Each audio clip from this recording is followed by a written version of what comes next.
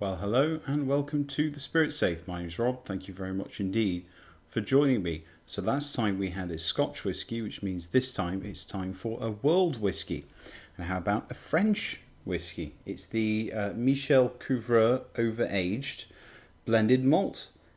Is it, though, a French whisky? Because the spirit was actually distilled in Scotland, taken to France by a Belgian, Michel Couvreur, and aged further in Spanish sherry casks before being bottled in France. So it cannot be called Scotch whisky because it has had some of its aging and the bottling done outside of Scotland. But it obviously meets the requirement to be called a French whisky, so we'll call it a French whisky. Bought this in December last year and I paid about 125 Canadian from the BC liquor store, and that's a bit more than I usually pay for blended malts, but people have been talking about Michel Couvreur, not a regular item at BC Liquor, but they had a few on the shelves downtown, so I picked it up. It came in this carton, which I think is deliciously 70s. And actually, they only have one style of carton for all of their range. It's all of and they just tick the appropriate one, and this is the Overaged. The only other thing I've seen in BC is the Intravaganza, but I kind of like that 1970s style packaging. It's a little bit kitsch. It came actually with a standard like wine bottle cork and covered with this black sealing wax, but really it was so brittle by the time I got it. It was rock solid. It was like glass, and I had to chip away at it with a knife, and then of course pull the cork out. Cork's no good, so I had to replace it with this cork from Royal Brackler, which looks a bit silly, but you know it works. It keeps the bottle sealed, which is what is important. I'd really encourage them to swallow their pride and go with a more normal cork closure, because it's not particularly good. It leaves a poor impression having to chip off the sealing wax from the bottle.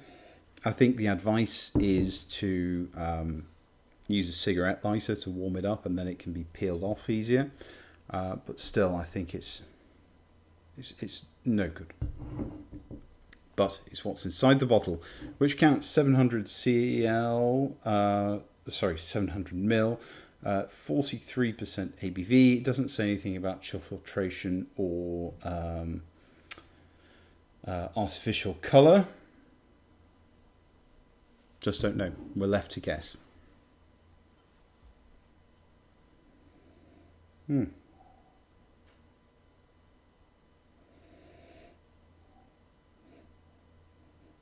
Very fruity, sour sort of cherry coming through.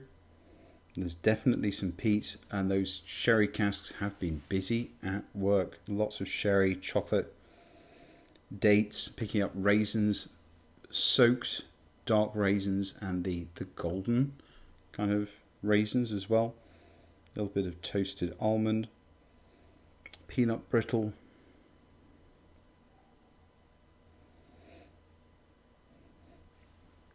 Definitely a hint of peat smoke, sort of gunpowdery peat smoke.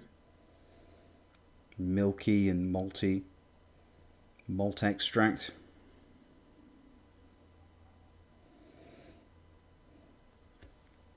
A little bit of tahini, perhaps, spices.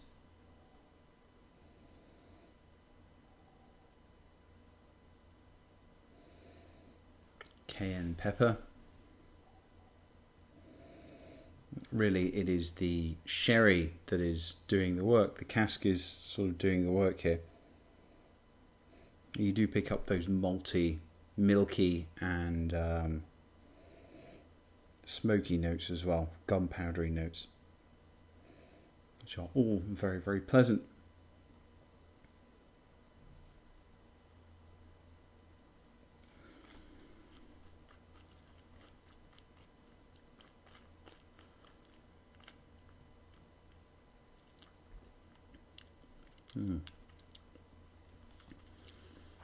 palate is chocolatey, sweet, rich, spicy. Rum truffles, Belgian chocolate, bitter cocoa, gunpowdery, peat, maple syrup, spice, chilies, barbecue sauce. As soon as you swallow, there is a rush of the peat, the smoke, the youth, but it retains a silky mouthfeel, and it has a creamy white chocolate and honey development.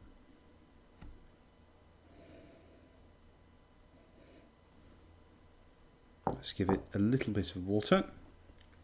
Probably half a teaspoonful is all it will need.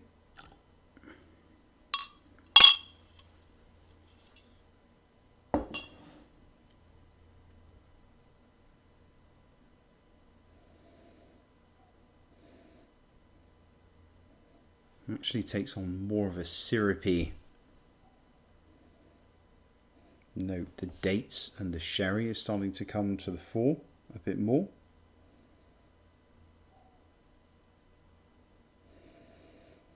Honey, plums, poached pears, walnuts.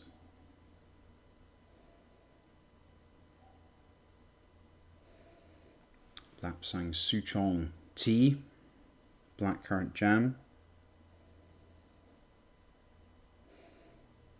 oak, honey,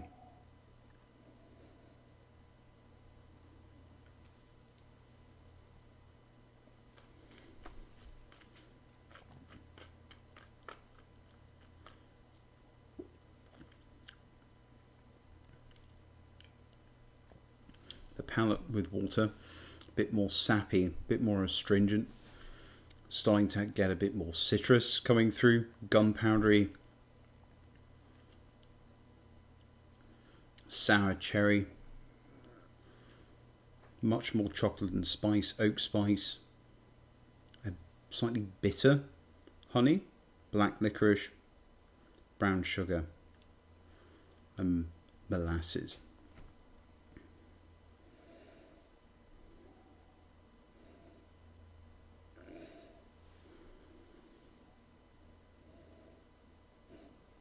Much more sour cherry on the nose now. The finishes of spice, citrus, sherry, alcohol, pleasant herbal tang, red chili, cocoa, slight umami note, sour cherry and cloves. Really very good. Bit expensive in BC. I don't know how much this costs where you are, but it is a very enjoyable blended malt. More than I usually spend on a blended malt, but I'm glad I gave it a whirl. I'd be interested to try the Intravaganza if that's still available in BC. I don't know whether it is, but if it is, I'll consider picking up a bottle to review next year. Anyway, hope you enjoyed the review. Like, comment and subscribe, and hope to see you again soon. Cheers. Bye-bye.